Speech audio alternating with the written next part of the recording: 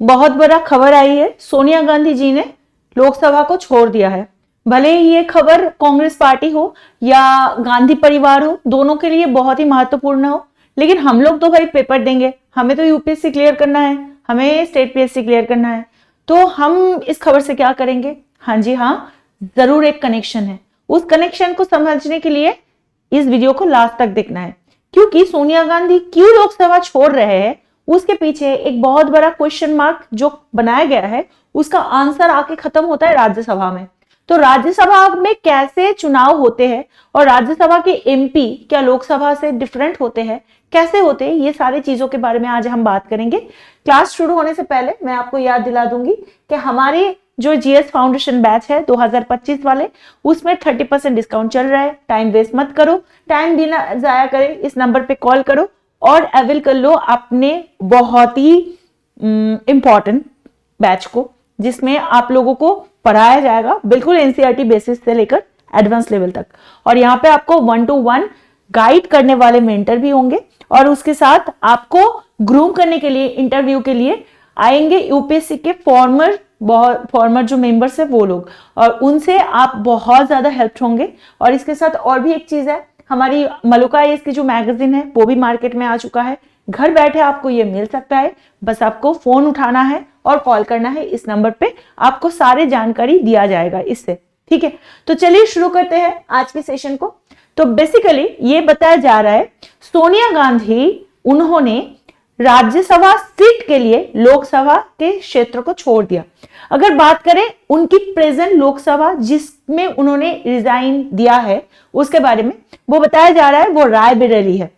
तो बेसिकली एक कॉन्फर्मेशन हो गया है कि 2024 का जो लोकसभा आ रहा है उस लोकसभा इलेक्शन में रायबरेली से वो नहीं लड़ेगी। और ये भी बताया जा रहा है कि शायद ये रायबरेली का सीट उन्होंने अपनी बेटी प्रियंका गांधी, जो कि अभी कांग्रेस का जनरल प्रेसिडेंट है, उनके लिए छोड़ा है। 2004 से लेकर लगातार रायबरेली की इस सीट से सोनिया गांधी जीतते आ रहे हैं। अब कुछ लोगों का मानना ये भी है कि प्रियंका गांधी रायबरेली से अगर नहीं लड़ेगी तो शायद एक वो भी हो सकता है, ना भी जीत सकता है, but Raebareli is a seat for Congress. ठीक है, तो उनके इमेज को मजबूत करने के लिए या गांधी परिवार के अपने जो कूटनीति है उसको बरकरार रखने के लिए जो भी अप्स एंड डाउन्स है वो हमारी चर्चा की विषय नहीं है। लेकिन अगर आपको बताए कि इसके साथ और भी कौन सी बात जुड़ रहे हैं, कोई बोल रहा है कि देखो अगर लोकसभा के सीट सोनिया गांधी के पास नहीं होंगे तो 10 जनपद, जिसको कहते हैं 10 नंबर जनपद में जो उनके बंगलो है वो भी नहीं रहेंगे। तो अगर राज्यसभा के सदस्य रहेगी वो, तो बेसिकली उनके पास घर भी होगा। तो ये सब तो हो गया बहुत सारे स्पेकुलेशन की बात, लेकिन इस बात पे आज बात करेंगे कि एक राज्यसभा के एमपी बनने के लिए, मेंबर ऑफ पार्लियामेंट बनने के लिए या राज्यसभा में जाने के लिए कैसे वो प्रोसेस से जाना होता है।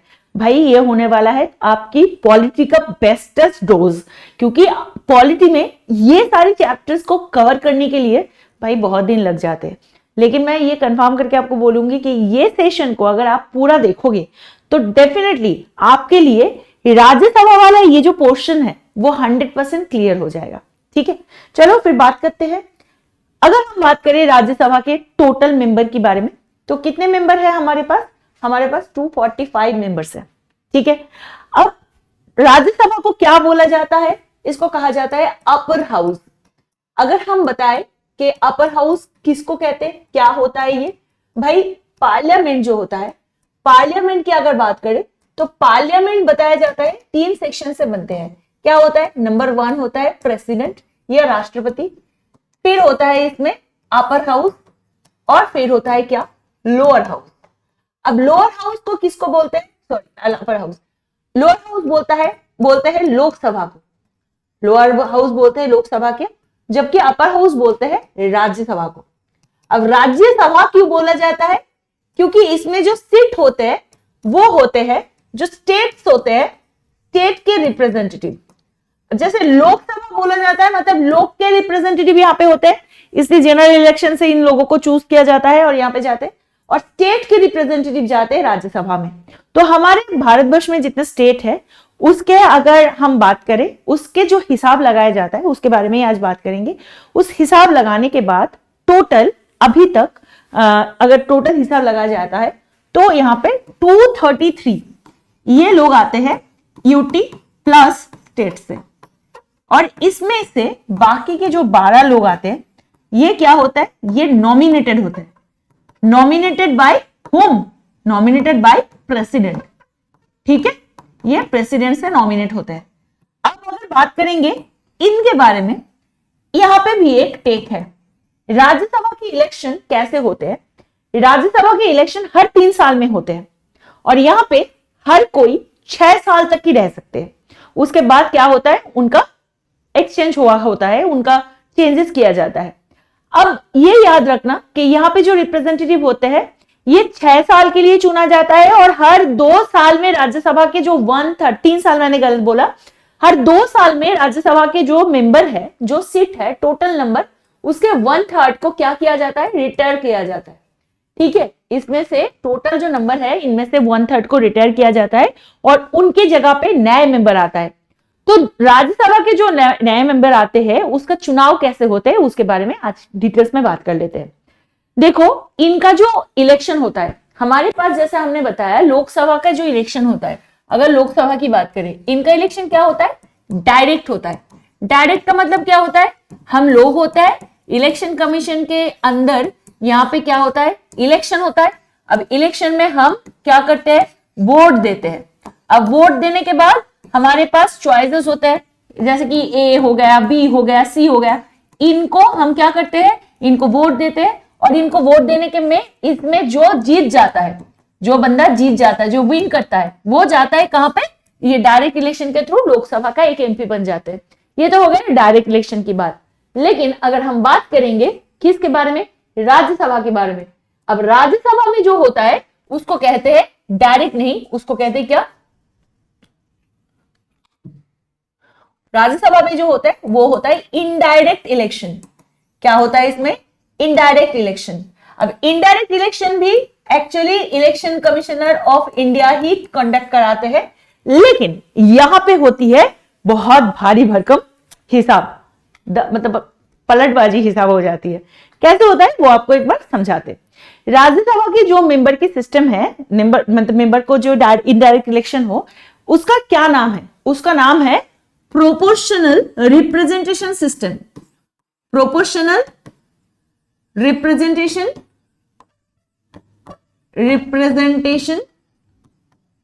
सिस्टम, ठीक है। अब प्रोपोर्शनल रिप्रेजेंटेशन सिस्टम कैसे काम करते हैं उसको भी हम समझाते हैं आपको।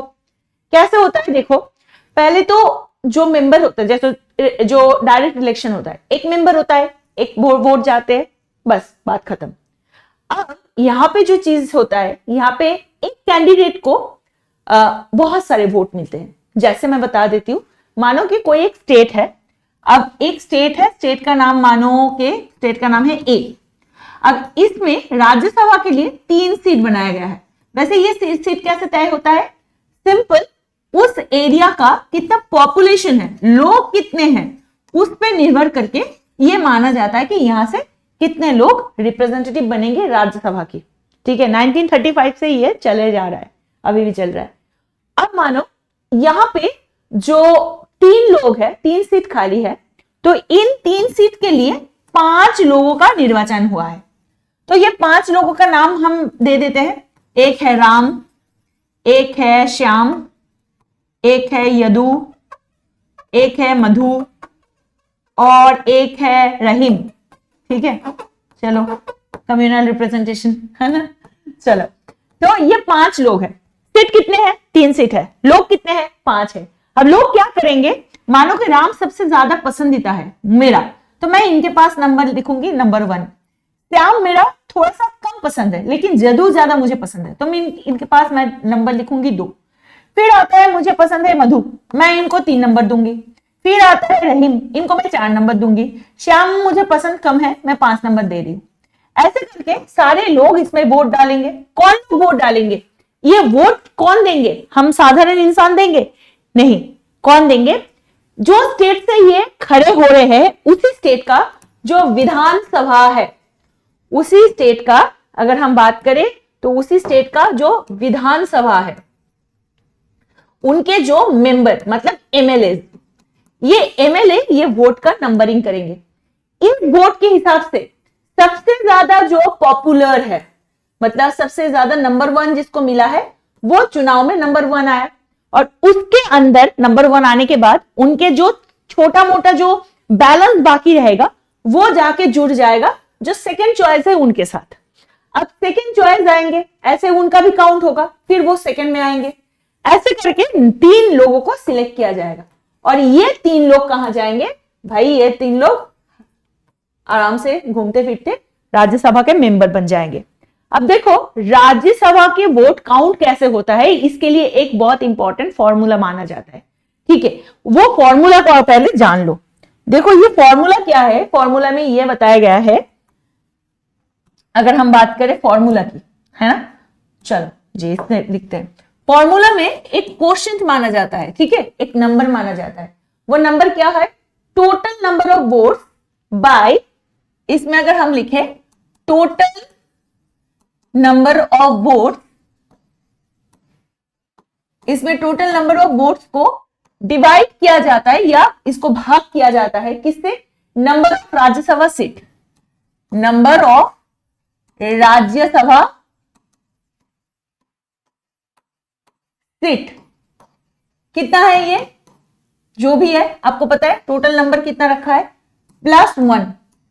फिर जो रिजल्ट बनेगा उस रिजल्ट को अगर हम देखेंगे तो उसमें देख सकते हैं, सॉरी रिजल्ट नहीं, यहां पे और ऐड करना पड़ेगा, सॉरी यहां पे और 1 ऐड करना पड़ेगा।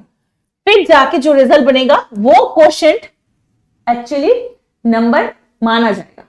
जैसे कि अगर हम बात करें टोटल नंबर ऑफ वोट की, अगर बात करें, मानो कोई स्टेट से 200 है, ठीक है, टोटल नंबर ऑफ वोट। अब उस स्टेट से कितने सीट दिया गया है राज्यसभा को? 3 सीट, जैसे मैं आपको बताया। उसके साथ हम 1 को ऐड करेंगे और +1, यही फॉर्मूला हमें देखना है, मतलब 51।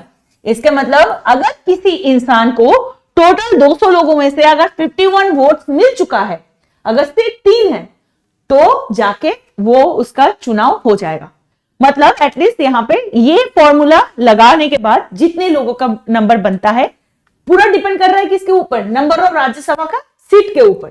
अगर इस सीट को हम ठीक से ऐसे समझ लेंगे तो डेफिनेटली इसमें ये क्लियर क्लैरिटी आ जाता है कि कितने लोग यहां पे वोट देंगे। ठीक है, अब देखो ये स्टेट की कितनी सीट है, जैसे हर जगह पे जैसे कि हर स्टेट में अगर 200 एमएलए नहीं है, 200 के बदले एमएलए का टोटल नंबर, मानो के कोई स्टेट है, छोटा स्टेट है, तो उस स्टेट में मानो के राज्यसभा की सीट है 1 और टोटल जो एमपी का नंबर है वो है मानो 100 लोग हैं, तो फिर ये फॉर्मूला में डाल के इसमें टोटल कितने नंबर के लोग होंगे? अगर 100 होंगे तो यहाँ पे 2 हो गया +1, तो अगर हम इसको हाँ यहाँ पे भी वही आ रहा है ना, 51 ही आ रहा है, ठीक है, नंबर 51 ही आ रहा है। अगर हम ये डालते हैं थोड़ा सा, इसको अगर इधर उधर करेंगे तो अगर हम इसको ऐसे करते हैं, चलो इसमें मैं मानती हूँ कि 100 के बदले यहाँ पे हम टोटल नंबर ऑफ वोट हम मानते हैं कि 150 लोग हैं, ठीक है, और हम मानते हैं कि यहाँ पे जो सीट है, यहाँ पे मानो 2 सीट है राज्यसभा से, फिर 2 सीट में कितने, इसको कितना वोट मिलना चाहिए? अगर जो इंसान जाएगा कितना वोट मिलना चाहिए?